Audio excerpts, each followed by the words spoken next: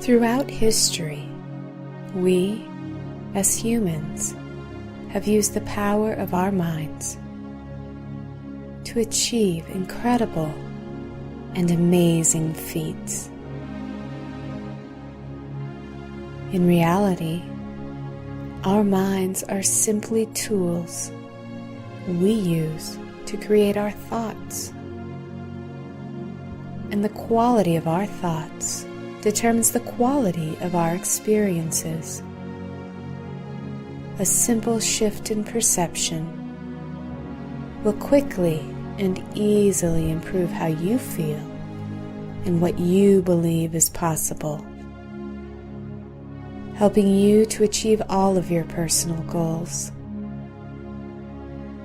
even those that previously seemed unattainable. Join us now as we explore the vast landscapes of our minds. This is Mind Over Matter. Good evening, I'm Mitch Friedman. And I'm Brandolyn Jokiel, and you're watching Mind Over Matter TV, where we teach you how to use the power of your mind to overcome obstacles, feel better, and successfully reach your goals. I know, it's like getting ready to start dancing when you said that today, yeah. I know, I'm all winterized up. I know, I'm look ready at you with for your the little turtleneck sweater. You know, Mitch, I haven't been skiing in 20 years. 20 years, and this is the year. Can you do a end of the year resolution? Yes. Well, okay. You can do. I think we could do a Halloween resolution. A Halloween resolution. My Halloween resolution is to go skiing at least 3 times this ski season. So you're going to have to help keep me true and honest to that. And I know while you're like shushing around on your snowboard, I'm going to be on the bunny slopes with my knees shaking. But I'm going to make it down a mountain this year. I'll wear my skis. I'll go skiing with you. It's a lot easier when I'm on my skis, because for some reason on this snowboard I seem to just go take off. You know, it's hard to ski with people. So I'll put my skis on and we can go on the bunny slope together. Right on. That'll be fun. We should take the camera too. It'll be like Beatles Help. We'll do a little parody of the Beatles Help. Great. Well, we actually do have a show to do tonight. Mitch does a wonderful interview with Farren Dancer, who has one of the first emerald homes in the country, and it's totally green, meaning it produces more energy than it consumes. It's fascinating, the technology we're coming up with now. I know, this is such a great way to feel good in helping the environment and the planet, and really help each other with just saving some of the resources that we have. And I don't like to think of it in terms of lack. There is no lack in resources. I don't like to think of it in that terms, but it's always a really good idea to just save resources. Wasting isn't appropriate really under any conditions. So I think of it as appreciation too. Appreciation for what we have. That I do live the way that I do, and then ask myself, what can I do to make it better for other people? Because then there's more appreciation coming back for me, going, I'm doing some good things in the world. So exactly. I think that being conscious in your living arrangement, being more green in any ways that you can, does help you feel better, does help have that reciprocation of appreciation for all that is. So let's roll right on into that interview of you and Farren Dancer. Good evening. Welcome to Mind Over Matter, and I'm here tonight with my friend Farren Dancer. Welcome to the show, Farren. Thank you. Good to be here. You're welcome. Yeah, it's great to have you on the show. And I'm really excited about this interview. Farren is the president of the Santa Fe Area Home Builders Association. He's been a green builder for quite some time. He's actually the designer and builder of the most amazing custom home here in Santa Fe. It's the Emerald Home.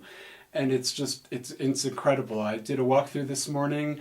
I am so impressed, Farren. A+. Well, thank you. One of my passions is this whole green building, and really how to use the resources we have, or how not to use all the resources we have on the planet and save them. So tell us a little bit about how you got interested in green building and how long you've been doing this.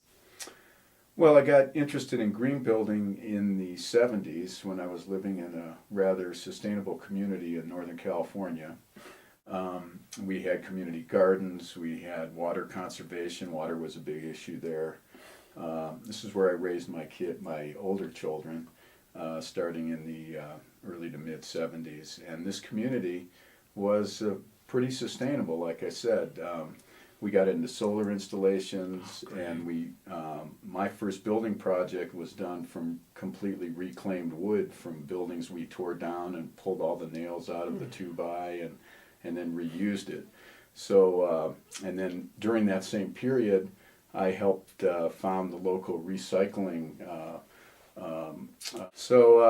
I got into this sustainable mindset, almost 40 years ago, and then I just kept rolling with it from there. And I actually have a question about that, because I know I lived in California for quite a while, many years back, 25 to 35 years ago, and sustainable living seemed to be getting really big and really popular, and people were going solar and really figuring out some great ways to save energy, and it just sort of seemed to disappear.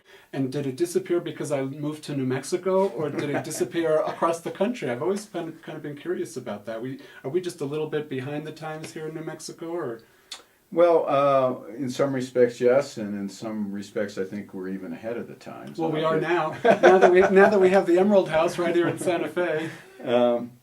I think there was sort of a back to the land sort of mindset that was part of the counterculture in the 60s and 70s. Right. A lot of people went that direction and then got sort of yuppified back in the 80s and kind of turned the corner and went the other direction. So I think some of the momentum got lost, and now we're playing catch up. So how would you describe this Emerald Home? Tell us a little bit about the Emerald Home and how you started manifesting that. Well, I've been thinking about it for many years. I had done so much in the way of green and sustainable building, and in more recent years, I got into the whole notion of a home producing all of its own energy. So I got into the net zero mindset and started studying technologies 3-4 years ago, and things are progressing very rapidly in that regard. Right. But there's a whole menu of different options and products and technologies that one could go for. There's no one set way to build green or to build even a zero energy home. So I just, based on my experience and my research and taking workshops, talking to experts, I started picking and choosing the approach that I was going to take for the Emerald Home. It is the model for Santa Fe's new building codes that came out just this past July, and the city has one of the most progressive programs anywhere in the country. You have to build green now in Santa Fe as of July 1st in 6 different categories of green. In order to get your certificate of occupancy, you have to reach a silver threshold in all 6 categories. I think the thing that has really made things progress rapidly in recent years is the whole global warming issue. Right. And that's becoming more in the mainstream. People know about it, and not only does the public know about it, but the policymakers know about it, and they're really taking the reins now and progressing with making policy and codes to get to the issue of global warming. There's an architect in Santa Fe. His name is Ed Mazria. He's been around since the 70s. He taught solar classes at UNM in the 70s. And he came up with this thing called the 2030 Challenge. And you can go to Ed's website. It's Architecture 2030.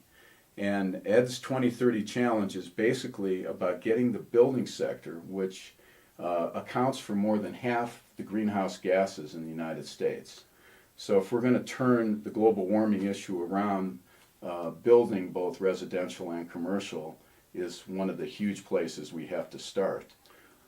He feels that transportation will catch up once they start working out some of the renewable technologies and the green burning or the clean burning technologies.